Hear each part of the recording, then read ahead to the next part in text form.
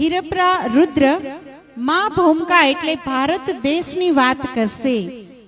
હિરપ્રા રુદ્ર, તમે એમની હાઈટ તો જુઓ કે આ દીકરાની ઉંમર રમકડેથી રમવાની છે ને કહે છે કે મારે મંચ ઉપર બોલવું છે.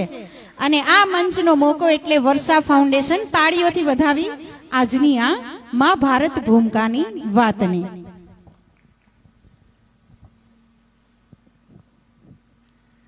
બોલો ભારત માતા કી, બોલો વંદે. અરે વડીલો, આવી નાની જઈ ના હાલે હો.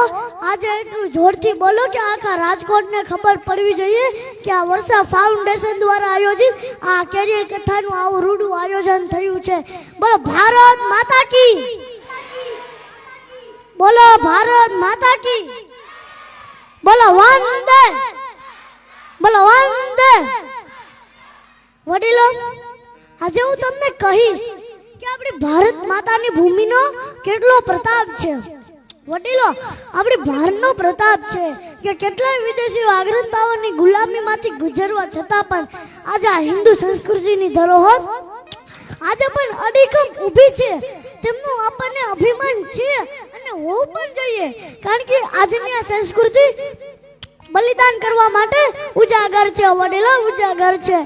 આજનો યુવાન કે યુવતી જેના પર ઘર પરિવાર સમાજની જવાબદારી છે તે યુવાન આજે ભાંગડો થતો જઈ રહ્યો છે. તે યુવાન આજે ભાંગડો થતો જઈ રહ્યો છે અને તેમના માતા પિતાની નાની નાની શિખામણોથી અકળાઈને ને તે આત્મહત્યાના પ્રયાસો તરફ ઢળી રહ્યો છે. પાન, માવા, બીડી અને ડ્રગ્સ જેવા નશીલા પદાર્થો તરફ વળી રહ્યો છે. અરે વડીલો, આવું યુવાધન શું કામનું? આવું યુવાધન દેશનું ભલું કરી શકશે?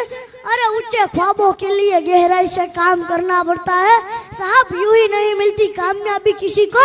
मेहनत की आग में दिन रात जलना पड़ता है, मेहनत की आग में दिन रात जलना पड़ता है. સાહેબ, મારા વિચારે સાચું રાષ્ટ્ર નિર્માણ ત્યારે થશે કે જ્યારે શાસ્ત્ર એટલે ધર્મ અને શસ્ત્ર એટલે સરકાર આ બંનેનો સમન્વય થશે ને ત્યારે જ આપણે આપણા ભારતનું નિર્માણ કરી શકશું. મારા વિચારે સાચું રાષ્ટ્ર નિર્માણ ત્યારે થશે કે જ્યારે આ ભારતનો નાગરિક અંધશ્રદ્ધામાંથી બહાર આવશે. તો હે મારા વડીલો, તમે ઊભા થઈ જાઓ. તમે જ ભારત માતાના રક્ષક છો, તમે જ ધર્મ અને મંદિરના રક્ષક છો. ત્યારે જ તમે આંખોથી નબળા ન બનો, હૃદયથી ગરીબ ન બનો. અરે હે મારા સાબજો, તમે ગાઢ નિંદ્રામાંથી જાગો અને સાવધાન થઈ જાઓ. અહીં બેઠેલા જેટલા પણ વડીલો છે તે સરદાર વલ્લભભાઈ પટેલની ભૂમિકામાં આવી જાય અને જેટલી પણ માતાઓ છે તે રાણી લક્ષ્મીબાઈની ભૂમિકામાં આવી જાય અને પછી પોતપોતાના બંને હાથ ઊંચા કરીને મારી સાથે પ્રતિજ્ઞા કરો. કરો પોતપોતાના બંને હાથ ઊંચા કરો અને કરો મારી સાથે પ્રતિજ્ઞા કે હું વડીલો અને માતા પિતાના આજ્ઞાનું પાલન કરીશ. આજ્ઞાનું પાલન કરીશ. હું આવા વડીલોના આશીર્વાદ અને પ્રેરણા લઈ આગળ વધતો રહીશ. હું આવા મારા સ્વપ્નના બનતા ભારત માટે બધા જ કાર્યો કરીશ. હું મારી સંસ્કૃતિ અને ધર્મને ઉજાગર રાખીશ. હું મારા ભારત માતાને વિશ્વગુરુના આસન પર બિરાજમાન કરી જ રહીશ. મૂકી દો હાથ નીચે. नहीं उम्मीदें जगाना है तो अंधकार को चिरता हुआ एक नया सूरज उगाना है, नया सूरज उगाना है. कांटों से कहीं दूर में फूल खिलाने हैं साहब. मुझे मेरे साफ दिल से एक नया भारत बनाना है, नया भारत बनाना है. अरे वडीलो, મને કોઈ પૂછે ને કે તું કોણ છો તો ઉપાડીશ ખંજોળ અને છાતી પર હિન્દુસ્તાન લખી દઈશ.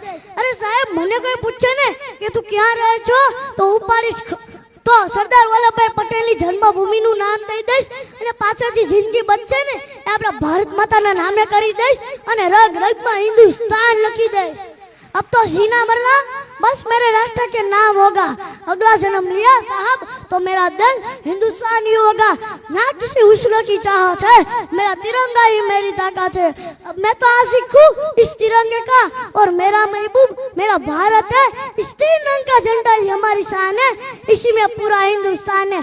अगर कोई मुझे पूछे कि आखिरी तमन्ना मेरी, मैं मुस्कुरा कर कह दूंगा कि